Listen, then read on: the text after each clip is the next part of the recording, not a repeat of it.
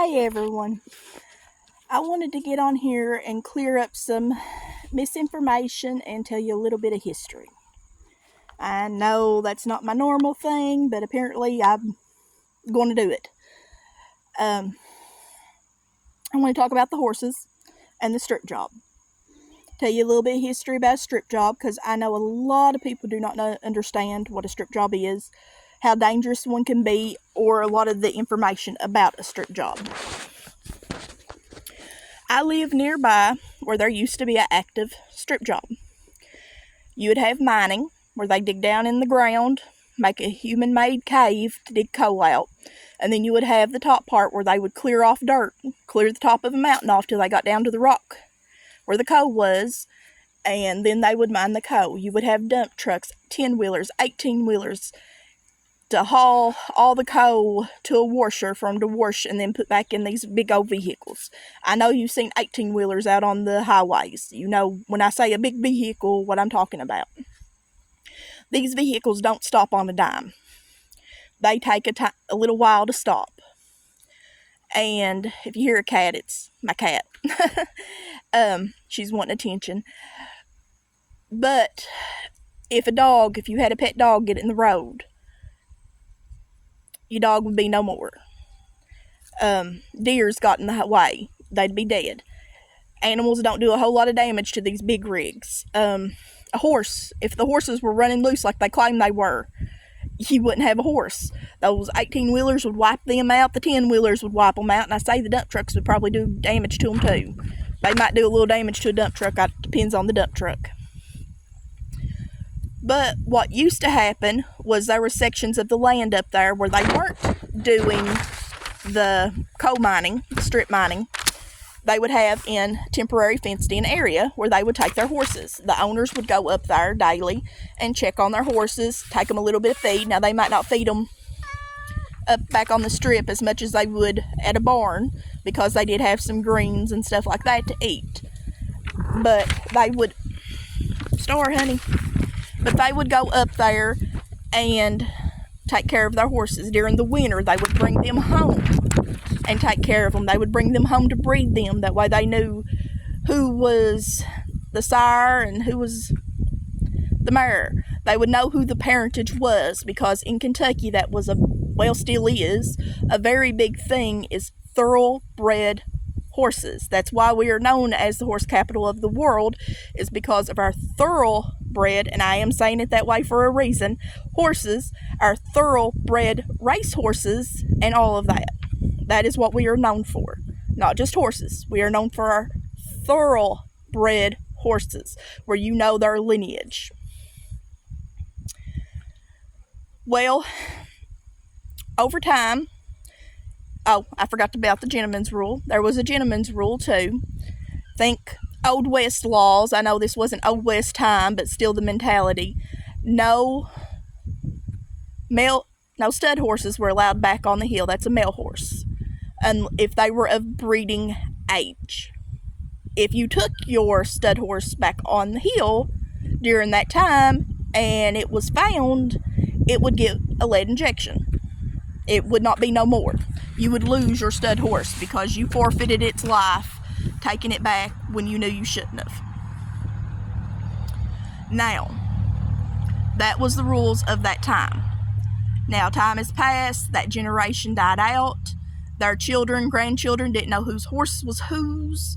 They never picked them up. Fencing got tore down. We went through a little recession time where certain horses that used to be worth a lot of money were no longer, the price in them dropped, so it wasn't worth feeding them. If you was raising them to make a profit, they would take them and just dump them out.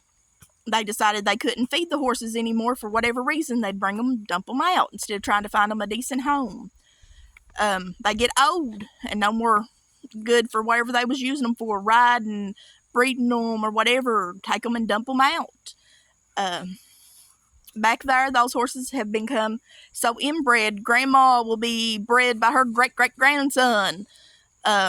Moms will be bred by their own offspring. You get the point. You don't need me to tell you about inbreeding. If not, look it up. Well, the problem has become overpopulation. Why did it get this bad is because for years everybody just kept expecting the next group will take care of it, the next group will take care of it. We had some rescues come in doing some stuff. Well, they'll take care of it. The situation did not get taken care of. It just kept getting worse and worse and worse. Yes, the rescues come in, they fed the horses some. They would try to give them medicine and stuff like that. They tried some birth control methods, but then that comes into legal issues, which people like to bring up that the birth control issues was offered, but no one wants to explain why that it wasn't allowed. They started it, but there was problems with it. And another issue is you can't go around saying, well, we're going to give these animals this medicine, do this surgery, do this to this animal. We've got the owner's signature, and then turn right around and say, well, we need a grant for this wild horse. Does it have an owner? Does it not? Well, now you've started this whole chain where if someone goes to get, say, for a situation I witnessed myself, horses come off the hill because they were looking for food. And they were on private property. They were being a nuisance animal. They were causing a lot of damage. Animal control was called in to come get them. They caught them, was loading them up to do the stray hold. And you'll have someone show up, well, that horse belongs to so-and-so. Well, the landowner, they would say, the landowner would like to talk to them about the damage that the horse done. Well, all of a sudden, it's a wild horse again. This happens, you wouldn't believe how much this happens. All of them horses on top of that hill are a wild horse, but they have an owner. It depends on which argument you get in. And that is why this whole stray hold thing is so important to do. And that's why they are forced to do it the way that they're doing it, is because of people that do this. You've got two sets of horses on the back of that hill. You've got the horses that are in the feeding route. The ones that are well taken care of, that get the food when they bring the food up. The ones that get the medicine when they bring the medicine up, which is a small portion of the horses back there. These are also the horses that all the videos are taken of, all the nice pictures are taken of that you see all online. They're on the feeding route. They're the ones with all the names. If you don't know which ones I'm talking about, just watch the videos, see if the horses is named. It's on the feeding route. Now, for the other big chunk of the horses that are not on the feeding route, they are starving. They are hungry. They're coming off the hill. They are looking for food. They run in herds. You'll have one herd run the other herds off and not let them around the feeding route. There is more horses that are hungry than they are on that feeding route. And they have become so overpopulated, they migrate off the hill. And there is a big difference between these horses and the wild horses out west, or the wild horses that are on that island around North Carolina. I might do another video later on explaining the differences, because I need to look up some big words, because I'm not a medical student. I did not take all of that. I do not know the big words. I just got some country knowledge where I know that, for an example, when you breed dogs, certain traits were bred out of dogs. Well, guess what? They done the same thing to horses. The difference is people will notice the traits on the dogs, where the horses is more internal rather than external. Where like the bulldog dogs, they keep breeding them where their noses is shorter and shorter till, they have breathing problems. Like I said, the horses is more internal, so it's harder to explain to somebody about that, because, well, we don't see it, it don't exist. Well, I'm sorry, it does. But back to what I was saying, because of the overpopulation and all of that, the horses kept coming off. Different ones have talked about different things and it's a long, complicated situation. And this is Star. She wants my attention, so you might see her quite a bit because she keeps hopping in my lap. About the whole situation. Everybody has an opinion. Everybody wants this done. But there is a lot of reasons why stuff ain't done. The strip job is privately owned. Now, you've got some land companies that own some property up there, but it is not public property. The only part that might be public property is where the campground is. That is a very, very small section, and it is all fenced in where the campground is. The cemetery up there is privately owned. The land around the cemetery is privately owned. Over on Flint Ridge, where the coal washer and stuff is, land around it is privately owned. When people go riding, they're trespassing on people's property. These horses were let loose on people's private property. Now, whenever I'm saying the horses are coming off the hill on people's private property, I'm not talking about abandoned property. I'm talking about property where people have their homes, where they live, where they try to grow gardens and do all that. There's a difference there.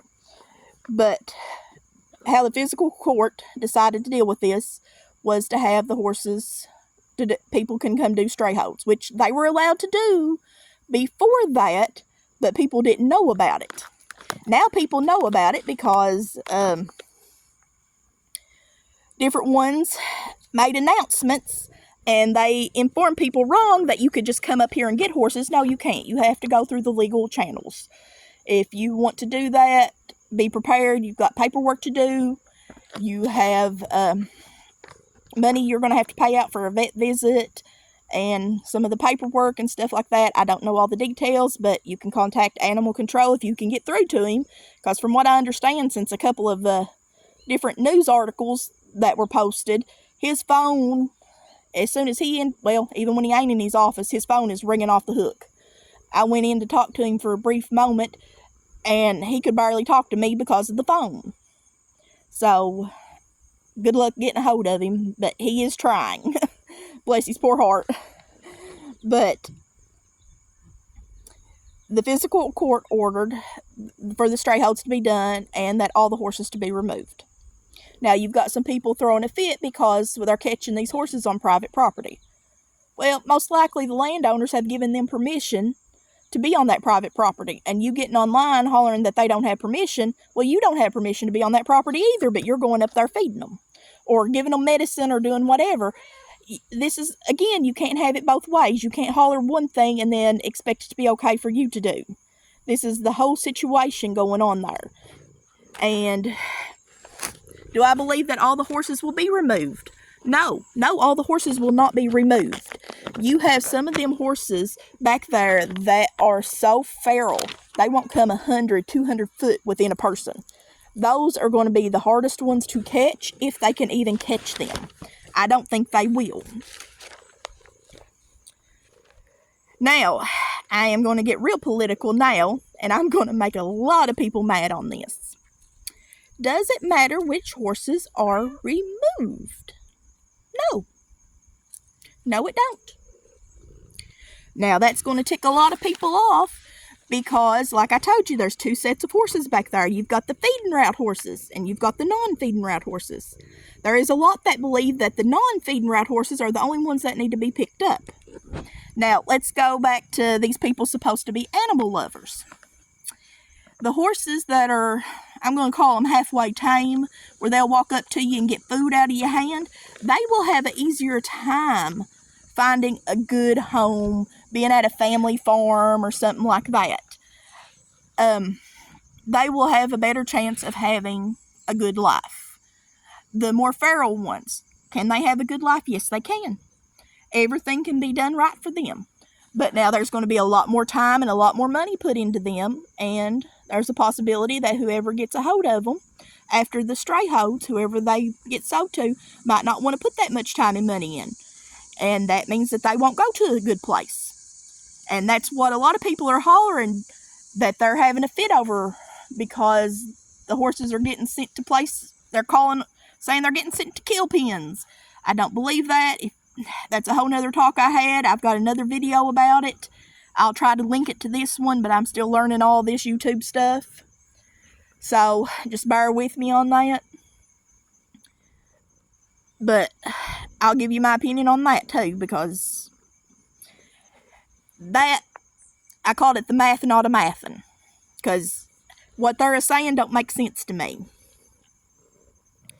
So, as long as the horse numbers get lessened, now don't get me wrong, this is only a short time fix, because next year there'll be more horses born and the numbers will go right back up.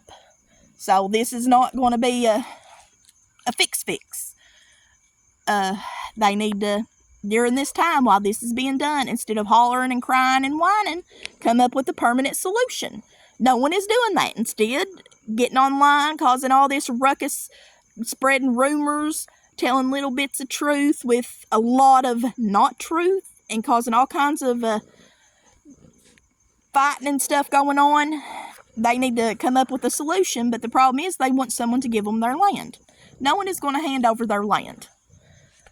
Nobody. I don't know too many people are. I know there's a few people that's made comments about they would keep the horses safe on their land. Well, go for it. Put you up a fence. Let them do a horse sanctuary on your land. Start hunting. Your claws are sharp. I don't care. But someone needs to take care of these horses. And not just the feeding route horses. I made a list. That's what I keep looking back on. But like I said, it don't matter which horse gets picked up. That's lessening the number. That gives the natural resources back there time to regrow. And time to heal. Whenever you take the numbers down. Just a little secret. That's what they do during hunting season. When they send you to hunt deers and stuff like that. You're lessening the population to keep the numbers under control. And if by some chance that you had a really fertile year and they get a lot of extra deers, they'll extend the hunting season just a little bit just to help out so that the natural resources can take care of everything. And you have to look, there ain't just horses back on that hill. You have deer, you have a few elk, you have coyotes, rabbits, different birds, any kind of wildlife to Kentucky you have back there that also has to eat what's back there. And just because it's green does not mean that it's edible for the animals. It might be something that they can't eat. There are some plants that can't. There's some plants that are poisonous. Just keep that in mind.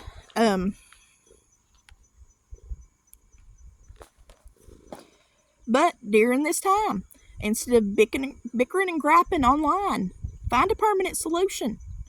Instead of doing what's being done that's causing a lot of chaos and ruckus, find a permanent solution. All you got to do is watch. Watch and see what people say. See if they change their story. Just keep an eye out. You'll see who's telling the truth and who's not. I pray that all the horses find a good home, but reality, they might not. The same as if you take a dog to a pound. You can't save them all, and some of them might not end up in good situations, but they're also not in a good situation back there. The only ones you can count as a good situation is the one on the feeding route. But is it fair to say, hey, I like this horse better than that horse, and I'm going to feed this horse, but that horse go survive on your own?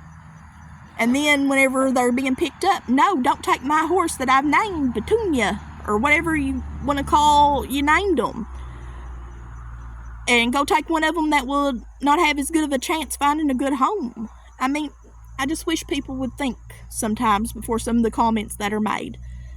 And just look at stuff from another perspective. Like I said, this is a situation that has been getting worse and worse for years. The reason why people expected it to get taken care of, it didn't. And finally it got to the point where people had to speak up. Yes, I am one that had to speak up. I've been called out on Facebook. I have been called names. My favorite is feral. I'm a feral woman. I like that one. Please keep calling me that one. But I've been called a bunch of other names. I've been called stupid. Evil. I'm a killer. All kinds of stuff just because I want the horses to be picked up and found a good home where they get fed every day, where they have shelter, where they can get vet care. And believe me, a lot of them need vet care. Because I call people out whenever they say something that doesn't make sense to me. Like, only pick up the ones, now they don't put it this way, this is me putting it this way, they make it sound way more nicer than I am. Don't pick up the ones on the feeding route, you pick up the ones off the feeding route. Those are the problem horses. They're all the problem horses. If you take the ones that are on the feeding route, the ones off the feeding route will move to the feeding route. But no one wants to tell you that, because then they're so happy about the wild horses, they would really be wild and they won't come up to people and eat. They'd have to retame horses, if you want to call what they're done taming.